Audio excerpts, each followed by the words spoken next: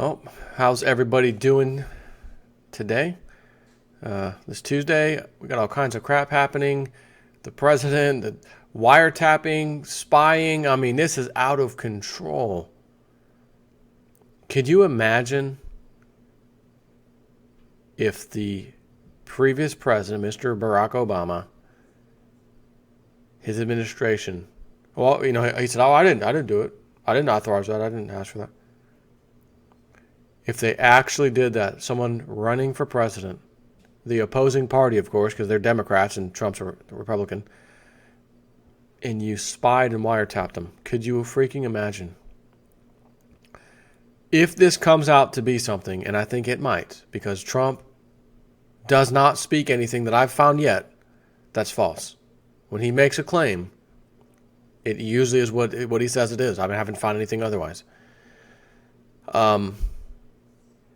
I would love to see some heads roll like, Mr. Former President, yeah, you're being indicted. I would love to see something like that. If there's a God out there, please make it so. A couple of things I want to talk about. PeakProsperity.com has an interesting article about the coming great wealth transfer, which is usually how these big giant financial busts happen to end with a gigantic, what was it Ross Perot said? The giant sucking sound. And that sucking sound is any little crumbs of wealth you might thought you have had get sucked up into the vacuum cleaner of the elite. And then if you want a different perspective, remember the movie Spaceballs? Anybody remember that one? Spaceballs? And they had the giant vacuum cleaner sucking Earth. Suck, suck, suck. Sir, there's a problem. She's gone from suck to blow.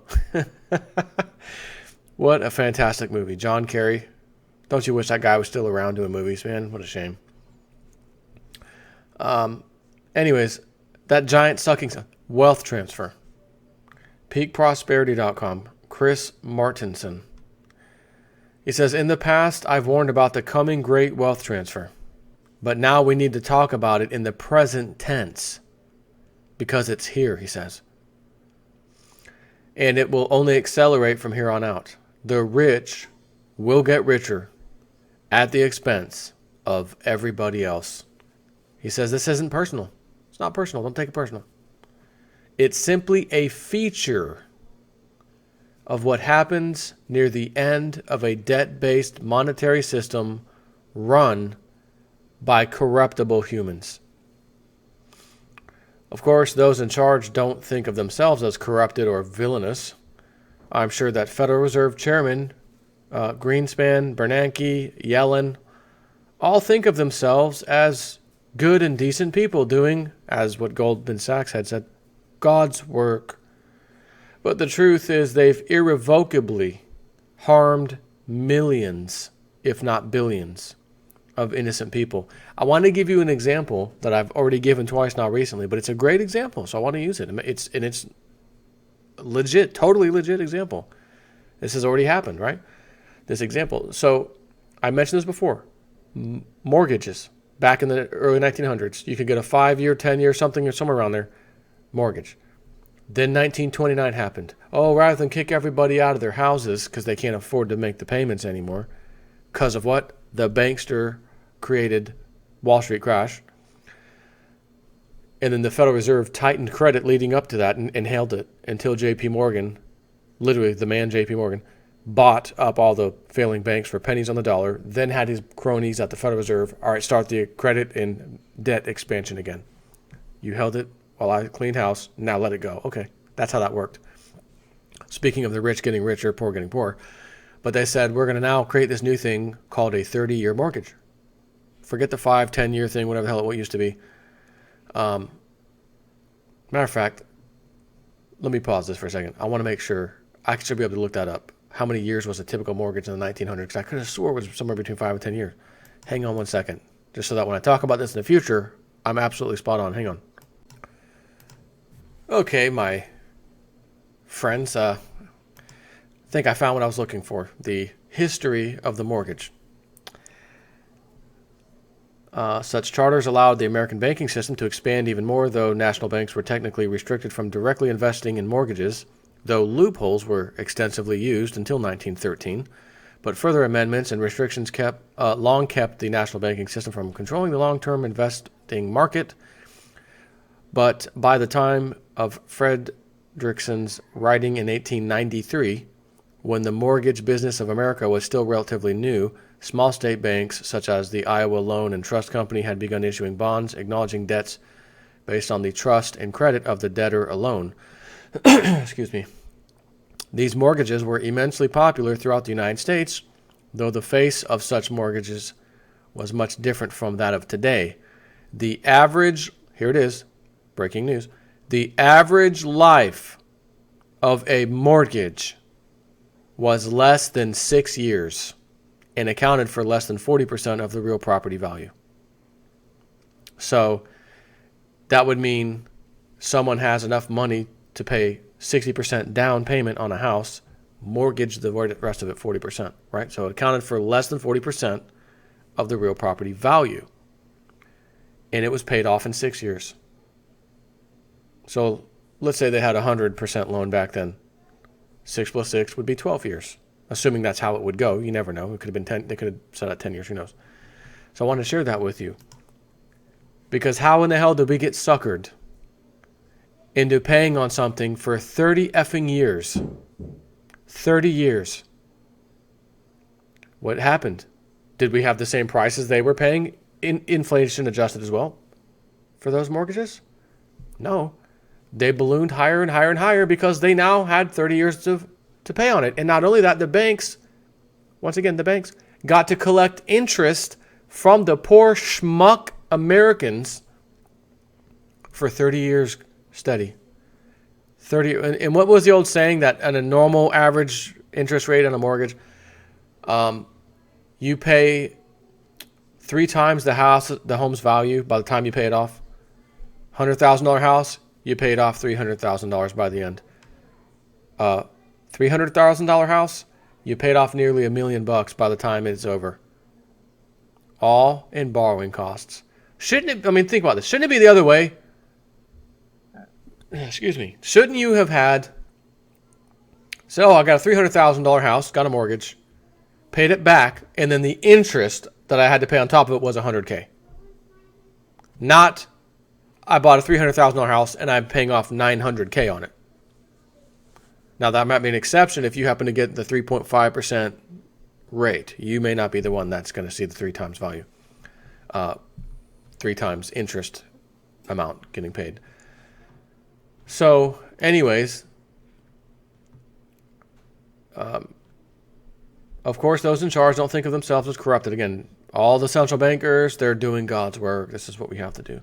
They and other central bankers have become the standard bearers of a system that can best be described as a reverse Robin Hood scheme, one that takes from the poor and gives to the rich. It's just that in this tale, the poor means everybody not in the top 1%. So you need to understand this wealth transfer process, how it works, who's perpetrating it, and what dangers to watch for. Because if not, you'll likely be a victim of it. And you'll probably live in confusion and shock by how hard just getting by becomes going forward after this takes place. Realizing that you're being specifically targeted by a system determined to separate you from your wealth is the essential first step towards figuring out how to evade the predators and protect yourself. The great transfer of wealth. What do we mean by a wealth transfer, he says? It isn't just some academic concept. It's a playbook. You know, a blueprint? It's a playbook that's been used many times in the past by governments to forcibly extract wealth from the public and use it for the benefit of those in power. The first part of this wealth transfer process is called financial repression. It's an extremely effective and nefarious financial engineering scheme, which we've discussed here at Peak Prosperity many times over the years, notably here, and here, 4 links, which I will link this site to you in case you want to read those. Financial repression is enacted when governments take on too much debt, which they often do. No, they always do. How about that? And find themselves with few politically acceptable ways of escaping that situation. So, in ways both overt and covert, they conspire to use the public savings to dig the government out of its debt hole. Now, this is interesting because what did I just tell you the other day about Obamacare? Obama changed the definitions of the bailout terms for Freddie Mac and Fannie Mae, mortgage giants. And when they had enough money to pay back the rescue that the government did on them, the government found a way to take all their profits, leaving them with no kind of nest egg to fall back on should another crisis occur. And by the way, another financial mortgage crisis is absolutely about to occur. It's kind of just started, but you may not notice it just yet. Which is exactly what they just did here. Both, and Obama did it overtly and covertly, both. And it went to go fund the subsidy to the health insurance companies to the tune of $180 or so billion that was needed to cover those who could not afford insurance. And again, give the subsidy back to the healthcare provider. And they took it out of the Freddie Mae and Fannie Mae, Freddie Mac, their profits. This is beyond despicable. But anyways, as he's saying this, I'm thinking, oh, I've got a case that just happened. This was just breaking news a few days ago. We just found out. The formula for financial repression works like this. Step 1. A government, or an entire nation, gets into trouble by borrowing too much. Step 2, rather than pay this debt down honestly via cutting spending, very unpopular, or by defaulting, even more unpopular, the government conspires with the central bank to slowly liquidate its stack of obligations by forcing negative real interest rates on everyone. That's when you get paid less in interest than the current rate of inflation. So if you're getting 0% on your savings, but annual price inflation for the things you need to live on is more like 5%, does that sound familiar? You lose. Step 3, but there's a problem. Negative interest rates don't work if people can dodge the financial repression by parking their money safely elsewhere. So a ring fence has to be built using what is known as capital controls and explicit interest rate caps on and across the whole spectrum of interest-bearing securities. Nobody can be allowed access to investments offering positive interest rates. And to prevent people from simply hiding their wealth under their mattresses, cash can be outlawed. This is what the war on cash and the talk of moving to a cashless society is really about. Step 4. Sit back and watch with glee as everyone with savings silently and steadily has their purchasing power transferred to the debtors, be those public or private entities. You see, lower real interest rates not only reduce the government's costs of servicing its debts, but they erode the real value of the debts themselves. The government is deliberately killing the value of the money we've worked hard to earn and save for the sole purpose of avoiding the consequences of its reckless borrowing. They get a hall pass, and we get screwed. This is theft, plain and simple. Engineered theft of the highest order. It takes from the many without their consent. It's not openly debated, put up to a vote, or even openly admitted to. It's deliberately done behind the public's back. This is what Janet Yellen and her merry band of thieves at the FOMC meetings are carefully administering. Seniors who can't afford to live on their savings, young adults who can't afford to buy a home, the central bankers ignore them, as well as the social pain and economic misery their policies are inflicting on hundreds of millions of people. But make no mistake, the loss of income that the financial repression inflicted by these sociopaths has harmed the elderly, pensioners, savers, and the young, plus inflated the biggest asset bubble in history, which will make 2008 look like a picnic when it bursts. All to prolong the government's out-of-control spending addiction a little bit longer and to put even dollars into the pockets of the banks and the wealthy elite. So financial repression is Act 1 of the Great Wealth Transfer. It's happening now. and it will likely persist for a lot longer. Sadly, it will continue for as long as the banks, the Fed, and the politicians can get away with it, until the economy collapses under all the debt and or the impoverished public breaks out the torches and pitchforks, which doesn't look like I haven't heard any stories of that yet. However, Webbot has been saying for a while now, don't worry, it's coming, so to speak, not necessarily pitchforks, but a lot of data coming in. Old white here, folks, standing in front of government offices, things turning violent at some points.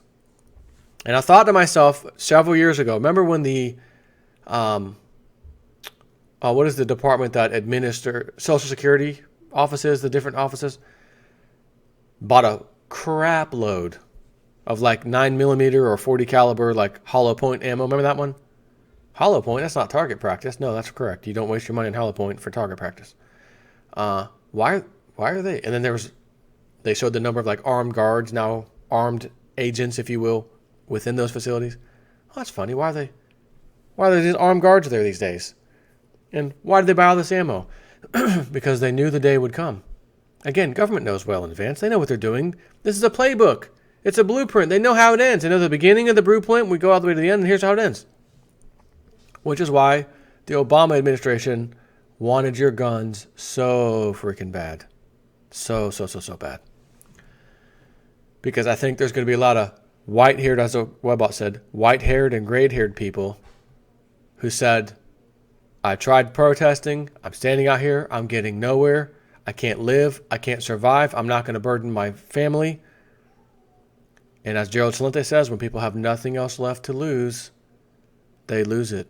So I'm telling you now, you're going to hear sooner or later, gray-haired people went down to the office and opened fire and then blew their head off on the way out.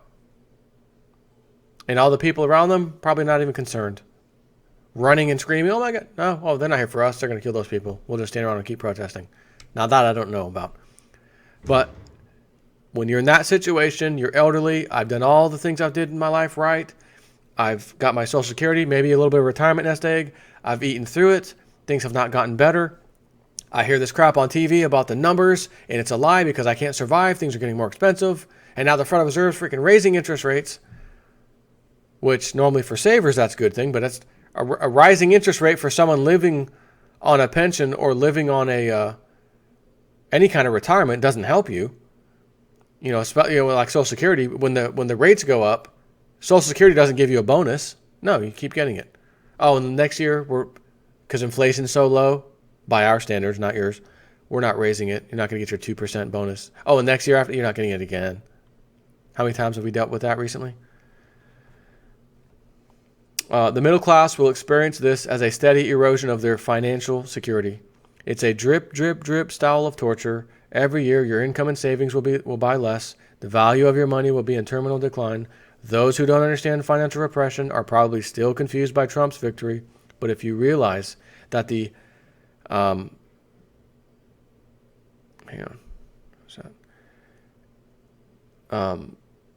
realize that the vast majority of the people of the United States and Europe and Japan have been tossed under an economic bus to help serve the narrow interests of a tiny financial elite and are barely hanging on to a middle-class lifestyle as a result, electing an anti-establishment firebrand candidate, Trump, suddenly makes a lot more sense. It explains the similar rejection of incumbents we're now seeing across Europe. Virtually everybody in the bottom 95% is being economically and financially sacrificed to bail out the prior bad decision of the central banks and their associated governments. And as that's deeply unfair, it breeds resentment.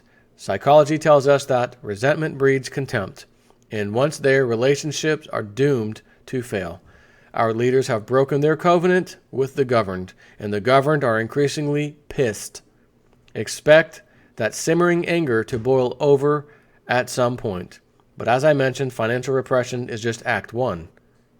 Act 2, he says, is a lot more ugly.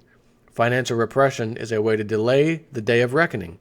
That day will still arrive and be all the more destructive for the pent-up forces that have built up during the delay. At the heart of the matter here is that too many debts, too many claims have been created. There's a finite amount of real stuff in the world, productive companies, farmland, mineral ores, timberland, buildings, railways, waterways, etc. But with each new issue of debt, the claims on that real stuff multiply.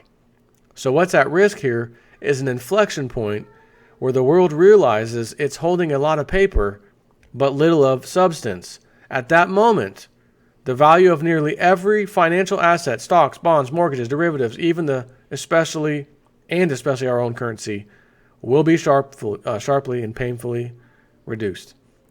And he says in part 2, winning the great wealth transfer, we detail what that readjustment process will look like and where the carnage will be most extreme. More importantly, we explain that even though the paper losses will be staggering, the number of real things, those factories, acres, commodities, won't have changed at all. Merely their ownership will have changed. And that will make all the difference in determining winners and losers. So if you want to hear part 2, again, I'm going to link this. You can check part 2 out yourself, and it's at the very bottom of the article. I think it's actually a good one, so you might want to check it out. Take care.